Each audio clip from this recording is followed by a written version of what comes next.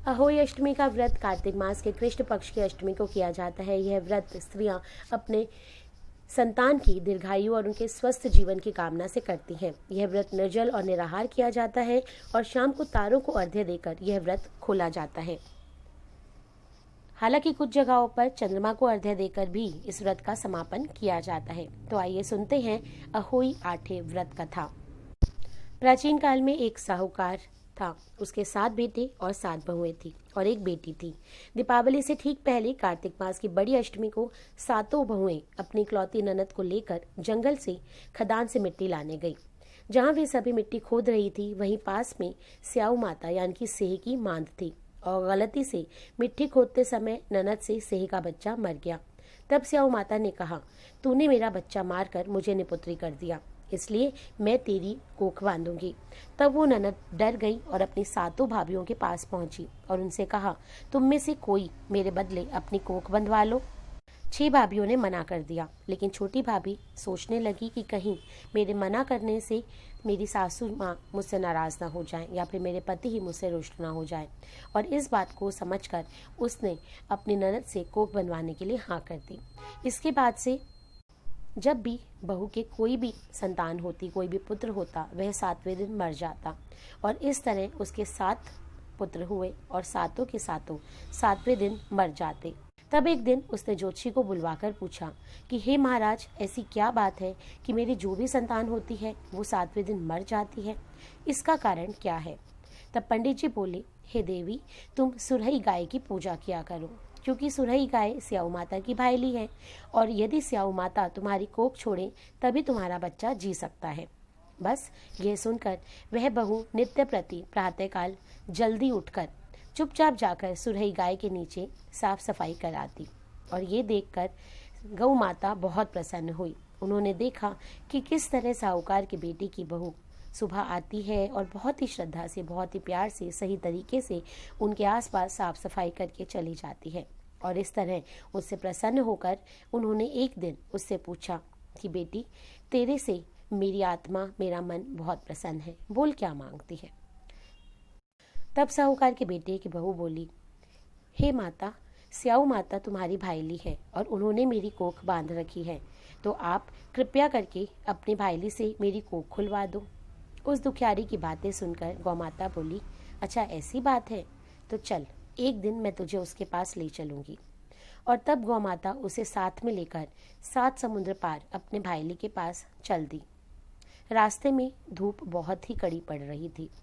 तब वो दोनों एक पेड़ की छाया में बैठ गईं।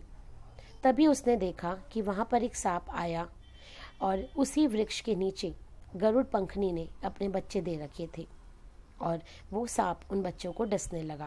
अब साहूकार की बहू ने उस सांप को मार दिया और मारकर ढाल के नीचे दबा दिया और गरुड़ पंखनी के बच्चों को बचा लिया। लेकिन थोड़ी देर के बाद जब गरुड़ पंखनी वहां आई, उसने वहां पर खून पड़ा देखा तो वो साहूकार की बहू की चोंच मारने लगी। तब वो बहू बोली, मैंने ही तो तुम्हारे बच्चों की रक्षा की है और तुम मेरी ही दुश्मन हो गई। तब साहूकार की बेटे की बहू की बात सुनकर गरुड़ पंखनी प्रसन्न होकर उससे बोली, तूने मेरे बच्चे बचाए हैं, बोल क्या मांगती है?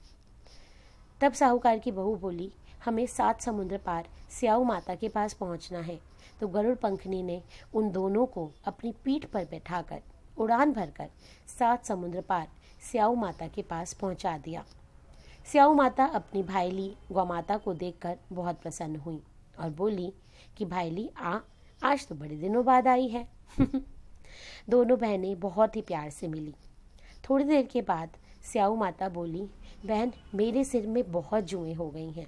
तो सुरही गौ माता बोली कि मेरे साथ मेरी भक्तनी आई है और ये तुम्हारी सारी जुएं निकाल देगी। आज्ञा पाते ही साहूकारनी ने स्याऊ माता की चुन चुन कर जुएं निकाल दी और इससे स्याऊ माता बहुत प्रसन्न हुई और उन्होंने बोला, बेटी, तूने मुझे बहुत आराम दिया है, बोल मुझसे क्या मांगती है, जो मांगेगी वही दूंगी। तब साहूकार की बहू ने बोला, ना माता, पहले वचन दो, वचन दोगी तभी मांगूंगी। तो स्याऊ माता ने बोला, हाँ हाँ, वचन देती हूँ, बोल क्या मांगती है, और यदि मैं अपने वचन से फिरूं तो धोबी कुंड में कंकड़ी हो जाऊं।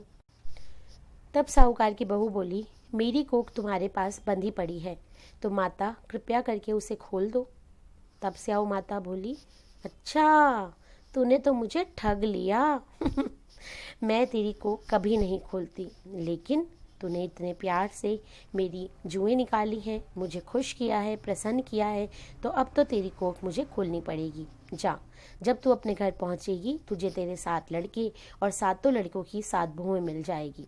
घर जा, मेरे 7 उजमन करियो, 7 अहोई बनाकर 7 कढ़ाई कर दियो। यह सुनकर जब वह लौटी तो उसने देखा कि वहां पर 7 बेटे और 7 की 7 बहुएं घर बैठी हुई हैं।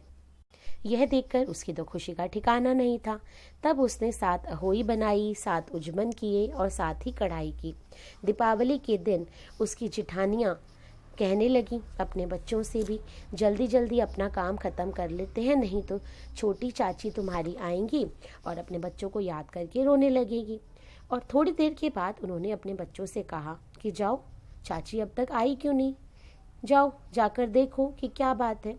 तब बच्चों ने आकर बताया कि माँ, चाची तो अहोई बना रही हैं, खूब उजमन कर रही हैं। तो ये सुनकर उसकी जेठानियाँ दौड़ी दौड़ी उसके पास आई और पूछा कि ये कैसे किया, तूने अपनी कोख कैसे खुलवाई। तो उसने बोली, तुम सब तो अपनी कोख बंधवाने से मना कर दिया था ना, लेकिन मैंने अपनी छोटी ननद का ख्याल करके कोख बंधवा ली थी और अब स्याऊ माता ने मुझ पर कृपा करके मेरी कोख खोल दी है। तो हे स्याऊ माता, हे होई माता, जिस तरह आपने साहूकार के बहू के बच्चों की रक्षा की, उसी तरह से हमारे बच्चों की भी रक्षा करना। बोलो स्याऊ माता की जय, होई माता की जय, अहोई अष्टमी की जय।